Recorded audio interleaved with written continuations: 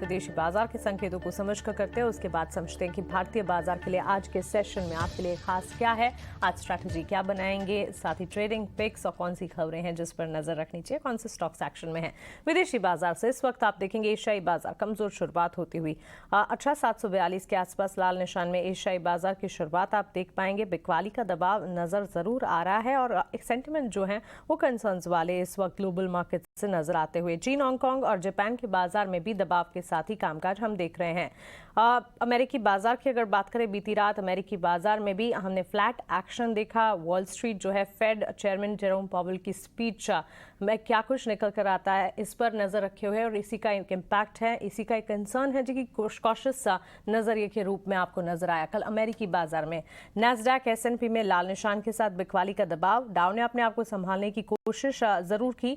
दिन भर volatile action दिखाने के बाद निचले स्तरों से करीब 200 अंकों की रिकवरी दिखाने के बाद डाउ में हल्की सी मजबूती के साथ क्लोजिंग नजर आई। तो डाउ ने अपने आप को संभाला, लेकिन अमेरिकी बाजार में अगर देखें कमजोरी या कह सकते हैं सेंटिमेंटल इंपैक्ट जो है वो नजर आ रहा है। इस वक्त एशियाई बाजार पर भी उसका एक इवेंचुअल इंपैक्ट पड़ता हुआ। दायरे में कमोडिटी मार्केट्स भी हैं। आइए विस्तार से जानते हैं विदेशी बाजार में और क्या कुछ है जिस पर आपको नजर रखनी चाहिए। बताने के लिए पूजा त्रिपाठी हमारे साथ जुड़ गए हैं। गुड मॉर्निंग पूजा, बताएं आज ग्लोबल सेंटिमेंट्स आप कमजोरी की तरफ ज्यादा इशारा कर रहे हैं। बिल्कुल मानसी, आज जो ग्लोबल सेंटिमेंट है उसमें काफ़ी सारी चीज़ें हैं जो कि हम देख रहे हैं, काफ़ी सारे फैक्टर्स हैं जो कि इम्पैक्ट कर रहे हैं। एशियाई बाज़ारों की शुरुआत अभी आपने बताई और इसके अलावा अगर अमेरिकी बाज़ारों को देखेंगे कल तो हमने देखा कि काफ़ी सपाट कारोबार दिखाई दिया और जो दबाव था वो टेक शेयरों से काफ़ी ज़्यादा देखने को मिला। नैस्डैक में हमने देखा कि करीब 65 अंकों की कमजोरी के साथ अपने दिन के निचले स्तर पर बंद हुआ। वहीं डाउ जोन्स और S&P 500 इंडेक्स यहाँ पर सपाट क्लोजिंग देखने को मिली। थोड़ी नर्वसनेस थी कल बाजार में अगर ग्लोबली देखें तो, क्योंकि चीन में बढ़ते विरोध का कहीं ना कहीं एक जो डर है वो बना हुआ है। हालांकि चीन की तरफ से कुछ पॉजिटिव कुछ बयान भी निकल कर आ रहे हैं। उनका कहना है कि अब वो रीओपनिंग की धीरे धीरे तैयारी करेंगे और जो जीरो कोविड पॉलिसी है उसमें भी थोड़ी ढील देने की कोशिश करेंगे, कुछ बदलाव वहां पर भी करेंगे। तो ये कहीं ना कहीं एक रिलीफ देने का काम किया। इसके अलावा चीन में बढ़ते जो कोरोना मामले थे उसमें भी एक ब्रेक लगा और लगातार दूसरा हफ्ता था जब हमने देखा कि वहां के केसेस में गिरावट आई है। और चीन में हम देख रहे थे कि तेजी से बूस्टर डोज और बुजुर्गों के वैक्सीनेशन पर भी काम किया जा रहा है। तो ये कुछ पॉजिटिव डेटा वहां से निकल कर आ रहे हैं जिसकी वजह से थोड़े संभलते हुए नजर आए ग्लोबल बाजार। इसके अलावा यूएस में हम देखेंगे कुछ एक आंकड़े थे, कंज्यूमर कॉन्फिडेंस इंडेक्स जिसको कि फेड काफी क्लोजली वॉच करता है, उसमें हल्की गिरावट देखी गई। हालांकि अनुमान 100 का था, अनुमान से हल्का ज्यादा निकल कर आया, लेकिन यहाँ पर गिरावट दर्ज हुई है। सितंबर में होम प्राइस के आंकड़ों में लगातार तीसरे महीने गिरावट थी, तो यहाँ पर दबाव कायम है। और आज एक बहुत ही इंपॉर्टेंट इवेंट है, ब्रूकिंग इंस्टीट्यूशन में होने वाले फेड चेयरमैन के भाषण पर नजर रहेगी कि अब आने वाले समय के लिए वो ब्याज दरों में किस तरह की चाल आने वाले समय के लिए देख रहे हैं। तो ये कुछ इंपॉर्टेंट इवेंट्स हैं जहां पर कि हमारी नजर रहेगी और वो आगे की चाल तय करते हुए नजर आएगा। यूरोप के बाजार भी कल सपाट ही थे। चीन में जो डेवलपमेंट हो रहा है उस पर नजर बनी हुई है। इसके अलावा US 10 ईयर्स यील्ड्स में हम देखेंगे तो चीन में जिस तरीके से थोड़ा राहत मिली है, राहत की खबरें वहां से आ रही हैं, उसके चलते हमने देखा कि जो 10 साल के बॉन्ड यील्ड्स थे वो 3.7% के पास कारोबार कर रहे हैं। डॉलर इंडेक्स में हल्की नरमी है जिसके चलते सोने में बढ़त के साथ कारोबार हो रहा था। अब फेड चेयरमैन के बयान जो होंगे उस पर तमाम कमोडिटी मार्केट और बॉन्ड मार्केट्स की नजर रहेगी। इसके अलावा कच्चे तेल की बात करें तो यहाँ पर हल्की तेजी आई। जो चीन में ढील देने की बात हो रही थी उसके चलते कच्चे तेल में हमने देखा कि निचले स्तरों से रिकवरी थी। हालांकि 4 दिसंबर को ओपेक प्लस की बैठक है जिसमें कि आउटपुट पॉलिसी में बदलाव का अनुमान नहीं बताया जा रहा है, तो उसके चलते कहीं ना कहीं थोड़ा दबाव देखने को मिल सकता है कच्चे तेल में। लेकिन 84, 83 ये लेवल्स इस वक्त देखने को मिल रहे हैं कच्चे तेल में। आगे की चाल ओपेक प्लस की बैठक के बाद तय होगी। तो इस वक्त ग्लोबल संकेत की बात करें तो काफी स्टेबल नजर आ रहे हैं। ग्लोबल सेंटिमेंट्स और साथ ही कमोडिटी मार्केट्स का हाल और इस वक्त कच्चे तेल की चाल पर भी आपको लगातार नजर रखनी चाहिए, क्योंकि हमने देखा उथल पुथल के बीच जहां पर कच्चे तेल में बिकवाली का दबाव ज्यादा दिखा था, वहां से अब ये संभलता हुआ $83-84 प्रति बैरल के आसपास ब्रेंट में कामकाज। पूजा, आपका शुक्रिया हमारे साथ ग्लोबल सेंटिमेंट्स शेयर करने के लिए। आगे बढ़ते हैं और अब जानते हैं कि कल के कारोबारी सत्र में संस्थागत निवेशकों की तरफ से कैसा एक्शन दिखा। FIS की खरीदारी जारी है। 1242 करोड़ की खरीदारी FIS ने कैश मार्केट में की है। है। वहीं वायदा बाजार में भी इंडेक्स फ्यूचर्स में एफआईआईज की बाइंग डेटा है, इंडेक्स ऑप्शंस में एफआईआईज की तरफ से बिकवाली नजर आएगी। कैश मार्केट में ही डीआईआईज ने करीब 744 करोड़ की बिकवाली की है, वहीं 340 करोड़ की खरीदारी, छोटी मात्रा में खरीदारी, लेकिन इंडेक्स फ्यूचर्स में एफआईआईज की तरफ से खरीदारी लौटी है। और वहीं 5328 करोड़ की बिकवाली इंडेक्स ऑप्शंस में एफआईआईज ने की है। तो क्लियरली बड़ा आंकड़ा 1242 करोड़ का, जो कि कैश मार्केट में एफआईआईज की तरफ से खरीदारी का आता हुआ।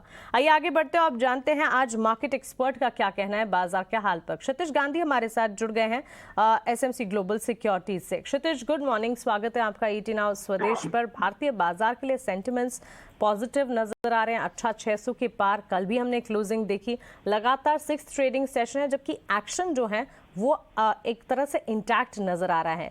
ग्लोबल टेलविंड्स हैं, डोमेस्टिक टेलविंड्स हैं, सीजनैलिटी फैक्टर्स हैं, जो कि भारतीय बाजार के लिए अच्छे खासे साबित हो रहे हैं। आप कैसे देखते हैं आज के इस ट्रेडिंग सेशन को? जी, गुड मॉर्निंग मानसी, और आपके सभी दर्शकों को बहुत बहुत नमस्कार।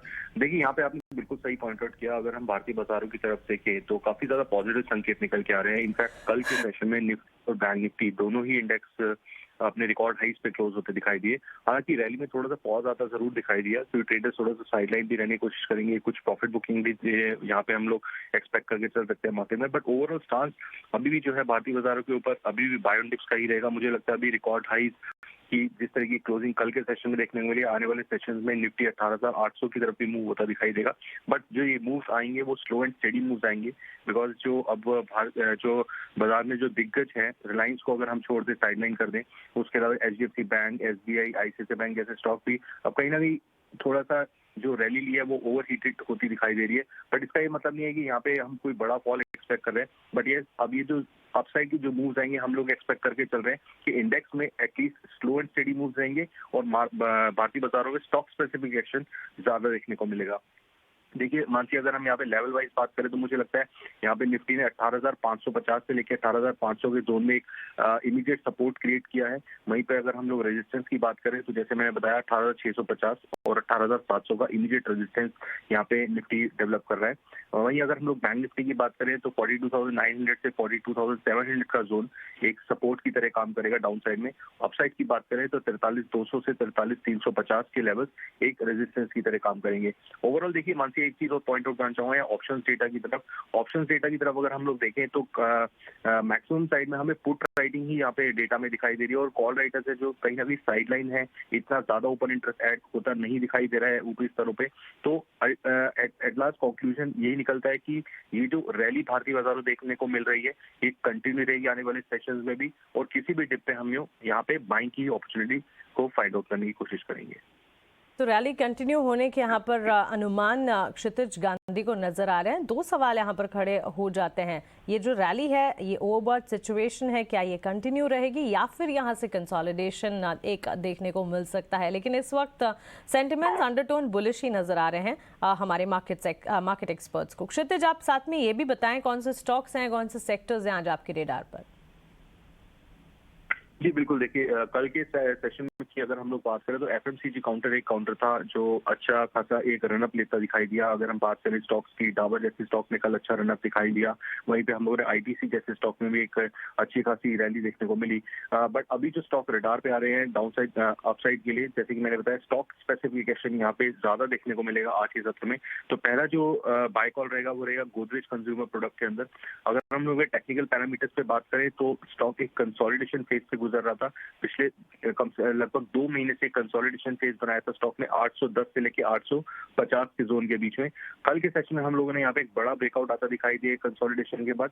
स्टॉक अपने लॉन्ग टर्म मूविंग एवरेजेस के ऊपर जाके क्लोज होता दिखाई दिया। तो मुझे लगता है ये अपसाइड रैली कंटिन्यू करनी चाहिए गोदरेज कंज्यूमर प्रोडक्ट में। स्टॉक ने क्लोजिंग दी है कल लगभग 865 के आसपास। यहाँ पे स्टॉप लॉस मेंटेन करने की जरूरत है 850 के नीचे। मुझे लगता है 890 की तरफ स्टॉक जल्दी मूव कर सकता है।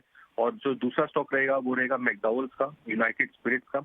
अगर हम लोग यहाँ पे टेक्निकल सेटअप की बात करें तो एक higher high higher low kind of a pattern develop किया है स्टॉक ने डेली चार्ट के ऊपर। और ऑप्शंस डेटा की तरफ भी अगर हम लोग देखें तो 900 की स्ट्राइक पे जो कॉल राइटिंग काफी ज्यादा हम लोग देख पा रहे थे, वहां पे कहीं ना कहीं अनवाइंडिंग होती दिखाई दी है। यानी कि 900 पे जो कॉल राइटर्स थे कहीं ना कहीं एक डिस्कम्फर्ट फील करते दिखाई दे रहे। तो मुझे लगता है शॉर्ट कवरिंग कैंडिडेट बन सकता है मैकडॉवल। अपसाइड पोटेंशियल मुझे लगता है 935 की तरफ जल्दी मूव करता दिखाई दे सकता है। ट्रेडिंग पर्सपेक्टिव से 890 का एक स्टॉप लॉस मेंटेन करने की जरूरत है।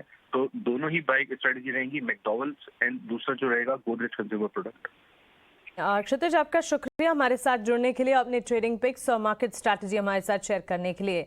तो म्यूटेड एक्शन ग्लोबल सेंटिमेंट्स की तरफ से नजर आ रहा है, लेकिन भारतीय बाजार के लिए अंडरटोन बुलिश है। कल की तेजी आज भी कायम रहने का अनुमान नजर आ रहा है। और यहां पर अगर देखें स्टॉक स्पेसिफिक भी कई सारे शेयर्स, कई सारे सेक्टर्स हैं जो कि रेडार पर है। क्षितिज का मानना है कि गोदरेज कंज्यूमर और साथ ही united spirits, in fact united spirits लगातार कई सेशंस हमारे टेक्निकल एक्सपर्ट्स के पॉजिटिव रेडार पर हैं।